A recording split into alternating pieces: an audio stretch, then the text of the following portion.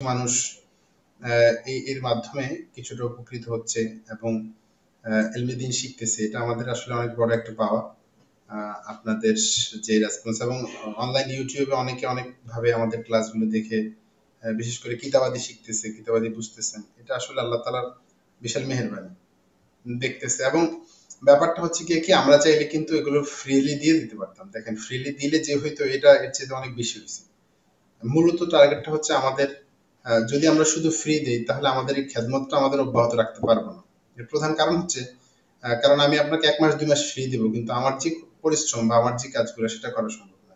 আর দ্বিতীয় ব্যাপার হচ্ছে অনলাইনে ফ্রি দিলে আসলে কেউ ওইভাবে রেগুলারলি ক্লাস দেখা, পড়া আদায় করা, পড়া দেওয়া, হাতের লেখা লেখা এভাবে হয় না। আর আসলে এই ফন্টটা অন্তত পক্ষে আরবি ভাষা, আমি তো আপনাদেরকে বলেছি যে আমি ইংরেজি ভাষার মানুষ, ইংরেজি ভাষা নিয়ে অনেকদিন কাজ করেছি এবং ইংরেজি শিক্ষক ছিলাম আমি প্রায় 2 বছর। তো সেখানে যে আমার যে অভিজ্ঞতা সেটা হচ্ছে ইংরেজির চাইতে আরবিটা তুলনামূলক কঠিন এবং আরবি শেখানোর জন্য একজন শিক্ষার্থীকে হাতে কলমে শিখাইতে হয় এবং যথেষ্ট সময় দিতে হয়, পড়া আদায় করতে হয়, তাহলে একটা সম্পর্ক হওয়ার প্রয়োজন হয়, এটা আমরা বুঝি।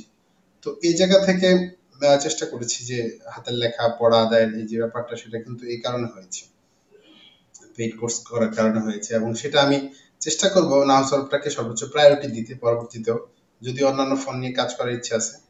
কিন্তু আমরা দেখেছি যে নাও সরফ যারা পড়াই ওনাদের সবচেয়ে বেশি আন্তরিকতা থাকে।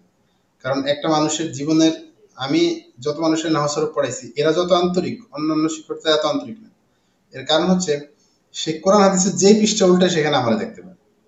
কারণ যেখানেই পড়তে যায় যে আমার কারণে পড়তে পারতেছে, এবার উচ্চার সে বিশুদ্ধ করতেছে, অনুবাদটা বিশুদ্ধ করতেছে, এটা হচ্ছে তার সূচনা লাইফের। তো ওই জায়গা থেকে এই পয়েন্টের উপর যথেষ্ট গুরুত্ব আরোপ করবো চিন্তা করতেছি যে আমাদের যতটুকু কাজ সম্ভব হয় পড়া আদায়ের সিস্টেম বা অন্যান্য বিষয়ে আস্তে আস্তে আমরা আরো কিছু করব। আর বাকি যদি